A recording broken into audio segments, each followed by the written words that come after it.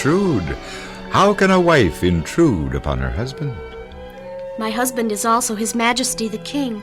To approach the king without permission is inviting disaster. Oh, we're not at court, we're at home. Here you are my wife.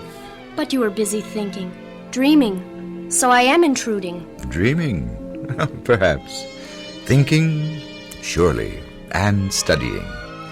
I never cease to study and marvel at the things of nature. Through an understanding of nature, I hope to gain a clearer conception of the Creator. In the forces of nature, in the mineral and animal world, and in every tree and shrub and flower, I see a revelation of God. And I study these things so that I may increase the fame and honor of God and of Israel, His people. A very revealing little speech. But aren't you already famous? Your wisdom is not surpassed by anyone. Your riches are beyond counting. Israel is at peace with all nations. Far-reaching power is yours.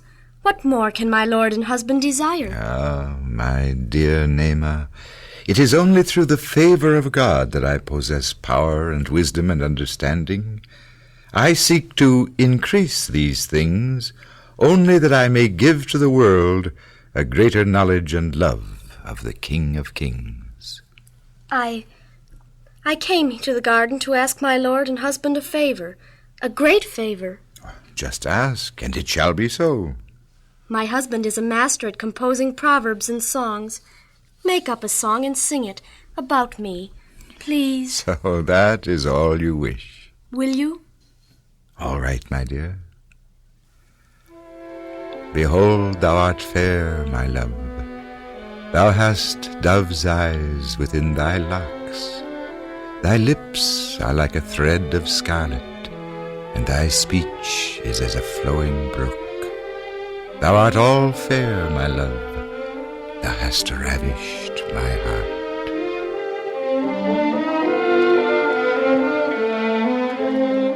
And God gave Solomon wisdom and understanding exceeding much, and largeness of heart, even as the sand that is on the seashore. His songs were 1,005, and he spake 3,000 proverbs. He that covereth his sins shall not prosper, but whoso confesseth and forsaketh them shall have mercy. Foolishness is bound in the heart of a child, but the rod of correction shall drive it far from him. Even a fool, when he holdeth his peace, is counted wise.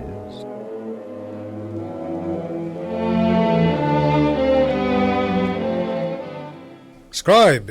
Yes, your majesty. I hear that David, king of Israel, is dead, and that his son, Solomon, reigns on Israel's throne. It is true, my sovereign. I always admired David, and it is rumored that Solomon is almost as wise and just a king as was his father. I'd like to know him, find out what sort of man he is. Although I know he cannot be nearly as wise and just and merciful as David was. Therefore write a message on a scroll to King Solomon, and send it by messenger. Write these words on the scroll. Solomon, king of Israel and son of David, greetings and salutations.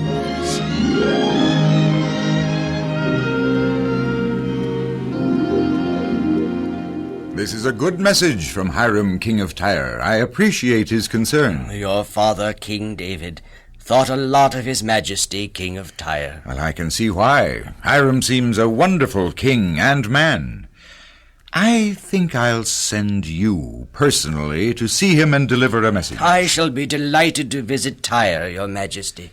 When you stand before the king, give him this message. Thou knowest, O king, how David my father could not build an house unto the Lord our God, for he was a man of war and shed blood. But the Lord God of Israel hath given me peace and rest on every side. So I shall devote my time to the building of the temple planned by my father. Now therefore, Hiram, great and mighty king of Tyre, I desire that you command thy people to hew me cedar trees out of Lebanon. I shall send many of my servants to help thy servants. For thou knowest that there is not among Israel any man with the skill to hew timber like unto thy talented Sidonians. I shall pay well thy servants. Why, I can hardly believe it, and yet it must be true. Oh, and blessed be the God of Israel, who hath given David, my dear friend, a wise and understanding son to rule in his stead. Solomon, son of David and king of Israel, is wise, and it is being told that he judged two women, two mothers who appeared before him, both claiming to be the mother. Yes, I heard about that, but I didn't believe it until this moment. It is a wise judge who would think to use the sword to provide the proof of which woman was the real mother. Oh, you're a very fortunate man, sir, to be the royal scribe to Solomon. Thank you, your majesty. And may I inquire if his majesty has a message he wishes me to give to my lord, Solomon, king of Israel? Yes, there is. There most certainly is. Let me see now. I want you to say to Solomon, Greetings, Solomon, son of my friend David, and wise and understanding ruler of Israel. I, Hiram, king of Tyre, have considered the things which thou askest of me, to build a temple unto your God.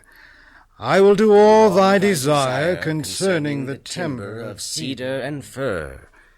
My servant shall bring the timber down from Lebanon by the sea. There it shall be put in floats, and conveyed to the place that thou shalt direct. I will have it put ashore, and thou shalt receive it, and build the temple to your God that David so long desired. According to your desire I shall receive food for my servants in exchange for the timber or cedar and fir. We shall have the needed material to build the temple, thanks to Father's old friend Hiram, king of Tyre. Scribe, have Adoniram come before me at once.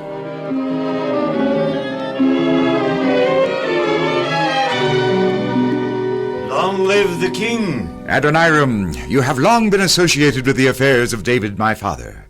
You know how he yearned to build unto God a temple, and how the task of building it has fallen to my lot. Yes, your majesty. I have just received word from Tyre that King Hiram will furnish the needed cedar and fir lumber.